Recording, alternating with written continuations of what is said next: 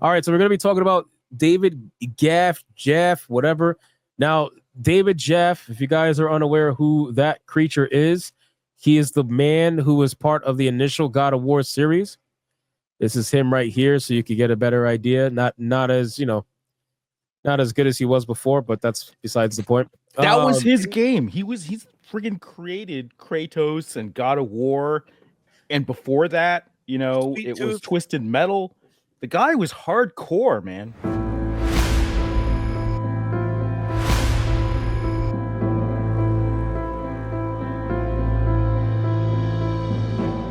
It's kind of crazy because to see, and he's not the only one, to see all these guys who were known for, some of the most hardcore masculine IPs out there to suddenly just become such bitches is just wild. There's a sex scene in God of War, an interactive sex scene. I don't want to make any assumptions here because I have no idea how drugs work, but could this be like burnout from doing like crazy drugs, giving you great ideas back in the day, and then your brain is just fried now? I mean, it could have been. There might have been drugs. Who knows? There's, it was kind of a rock star era for game designers, and David was definitely a rock star during that time. And so, what comes around with that, who knows? Well, he made this video titled "Did YouTube Grifters Kill Dragon Age?" ? And at first I thought it was clickbait. I thought it was going to be one of those things where he's going to say, no, that's not true, but here's what I really think, kind of a thing, right? But that's actually not the case at all. He actually agrees for the most part. And there's a whole another separate meltdown. I don't know if you guys saw about him and like trans ideology and everything like that. That's kind of making its rounds. I think it's on Fandom Polls or something. But this particular video is about the YouTube grifters. So I figured we could play this clip. It's almost 8 minutes long, and kind of do a play-by-play, ask questions, whatever the case would be. Or well, just real quick, I have not seen this. Scrums, have you?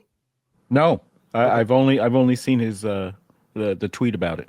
And I have heard of this, but I was going to watch it, and then Hypno invited me on. I was like, I'd rather see it for the first time here. So yeah, so I've seen half of it. And I get our authentic reactions. Yeah, you're not gonna get authentic from me because I've seen half of it, but the other half I haven't seen.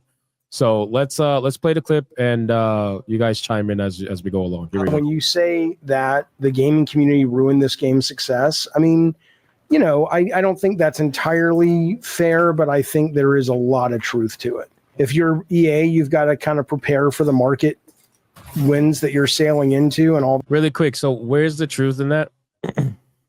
That's fabricated from like literally nowhere. How exactly is it our fault? Because he's referencing people like us, right? So I'm just gonna. I think when I hear him say that, I think he has literally you in mind. That's what I'm hearing. I don't think I'm not a YouTuber. I'm innocent. Yeah, well, they count you amongst the group of chuds, but my thing is like, how exactly is it our fault? You know what I mean? Because this game is going to what do you call it? It was going to sell to whoever it was going to sell to, regardless of us. And if anything, I mean, wouldn't you think we're giving it more opportunity by reviewing the game and playing it live for everybody to see? The truth of the matter is they don't want to admit that level of transparency actually hurts game sales. That's really what it is. They want to just make it seem as if it's the negativity that hurts game sales, but it's not. The negativity doesn't hurt game sales. Transparency hurts game sales. And by us showcasing the game and playing it for everyone to see, and them watching the stream and realizing, oh, wow, it really is as bad as people are saying. That's what makes people decide whether or not they want to buy the game or not. Well, because what the irony in all this is what's that? His premise is based on the foundation that YouTubers have literally fucking He-Man powers.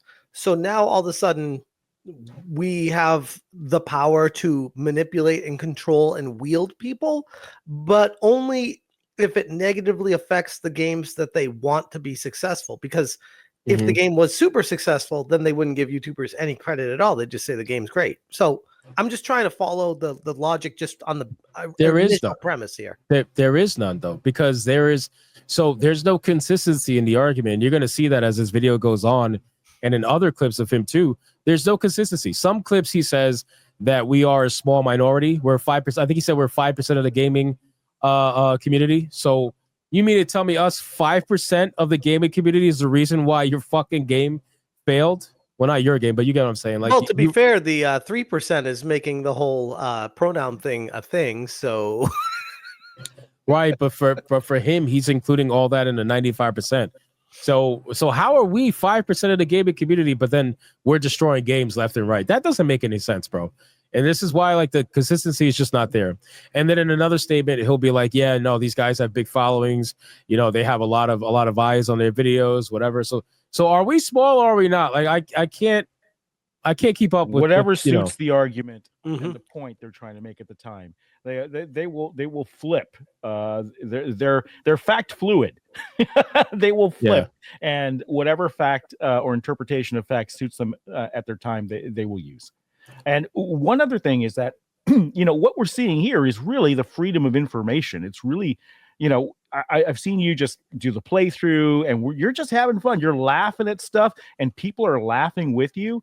And I know you're not going out and telling them not to buy the game. I am, right? Because I'm an activist. I say, hey, 2 years to stop the spread. Don't buy this stuff. Draw the line. But a lot of it is just game studios don't have the control of the information that they used to.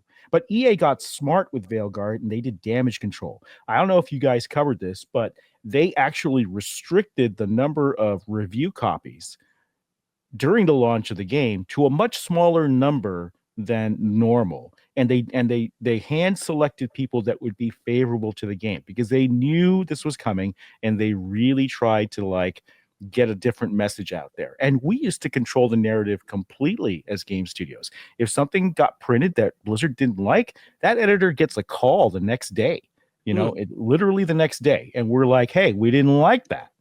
And they're like, oh, and back then they were a little more honest. They pushed back, right? But as time went on, we'd be like, hey, you're not getting tickets to go see the castle in Europe next year. That might not happen for you. And then it just got more and more leverage over the press that way until finally, these huge AAA companies had so much control over the narrative. But with the rise of YouTubers, that's different now. Yeah, I think that kind of threw a cog in the wheel, so to speak, where, we are not supposed to have the, I guess, level of following influence or even be part of the conversation. And they've been trying to, truthfully speaking, they ignored us for a long time, I guess, because they thought it would never get to the point where we would be bigger than them. But the truth is we just are, collectively speaking, the amount of views and just, following that we have completely trumps most of these mainstream websites, if not all of them. I think they ignored us for a long time because, especially during the pandemic, like anything that came out would just sell. So it wasn't a matter of control. It was just everyone's at home. Everyone's looking to play games. Everyone's buying anything. It's just no one cared. People were desperate for entertainment. They were stuck in their house. Exactly. Desperate for entertainment. And DEI was not at the forefront of the conversation. So people would just buy slop and be like, it was almost like the old school days of Nintendo looking back at it, like buying based off the cover art of a game. Like that was the modern version of it. And I feel like now that it's come full circle, now they're like, oh shit, we need to actually keep these things in mind moving forward. And they don't like that because they lose control because the customer is taking back control. Well, also, the transparency that we offer, that really ruins their ability to bait and switch. And for them, bait and switch is really huge. And what's their comeback for that, by the way? When you're saying we want more transparency, what do they respond with? They usually say that we don't know how the industry works, and we don't know what it's a work in progress. What it takes to make a technical game. limitations. We're trying our best.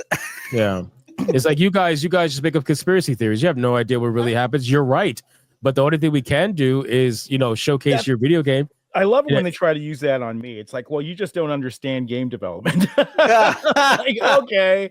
Well, because they have it pre-programmed, so once they fire it out, you're like, oh shit, you know what? Wait a second. Cryer, how many You're games just a have you grifter. shipped? Well, Grums, to be fair, I'm not nearly as well versed as you, nor do I ever claim to be, but people have tried that with me as well. And I'm like, you know I've worked in the game industry for 3 years. I'm not like a hardcore pro, but I've definitely been there. Yeah. I've seen it. I've lived it. I understand it. You were in the fire. And it's always the people that never were there, like the journalists that are trying to call people out for it. It's like, Yeah. bro, no. We know better, they say. Yeah, we know better than you. You might have worked at the studio and developed games, but we talk to developers all the time, and we are experts. Yeah, they think because they're best friends with fucking Corin Bush that somehow that makes him an expert. I had a beer with him once. Yeah, with him. with him, I love it. Yeah, particularly that part. You know, I've never been in the gaming industry, but I do know business, and that's where I usually talk mostly from. I talk from the aspect of business and how the decisions that are being made are just all bad for business. And it's not because of diversity, like these dumb motherfuckers trying to make it seem. But ultimately, I could see bad business decisions, like decisions on the wall. I could see it easily, and you know, it's everywhere. It's rampant. It's because the people who are in this industry, they're not doing it to make themselves money. A lot of them are just okay with collecting their salaries and not giving a fuck whether or not this game does well. The only one that really takes the hit is the studio. At the end of the day, the developers still get paid money, and sure, the executives want, you know, the game to succeed probably because their bonuses are tied to it. But aside from that, founders walked away with a lot of cash because they sold the studio to Sony, and they don't care. They pocketed millions and they walked away with it. Yeah, they were smart. They went to the Bahamas, you know, and they're like, whatever, enjoy your game. I remember when that game came out, I said that was one of the best decisions I think I've seen in recent history. Just business wise, like whoever initiated that, intelligent, very smart. All at the top. Yep. All at the top. All right, let's play this just to see what's going on. All that.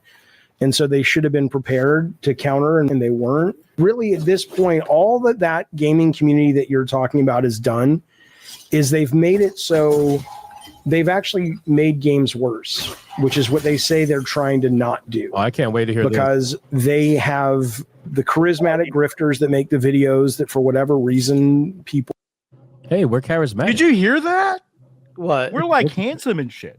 Yeah, I was going to say we're charismatic. Take that, Mercante. Shit. Will respond to. You didn't even have to put on a weird dress. People who haven't actually played this game will hate it just because they're sort of told to hate it. And so what does EA do next time? They don't make Stellar Blade. They just continue to sort of, vanilla the fuck out. What? Why not?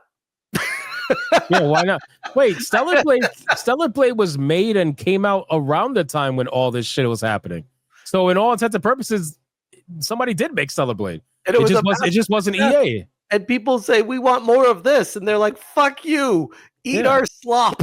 And that's the reality of the algorithm too. It's like if people didn't want more of this stuff and more exposés into this, if they didn't agree, the algorithm would not serve it to them. Mm-hmm. So, for better or worse, the algorithm is kind of vindicating the whole point here is that, no, this is what the masses actually believe. That's why you guys are getting the reach and why, Alyssa on her live stream is getting nothing. Oh, because she's getting like 12. Give her some. Oh, okay. All right. 12. Well, to be fair, because I know she's watching, just so you know, Alyssa,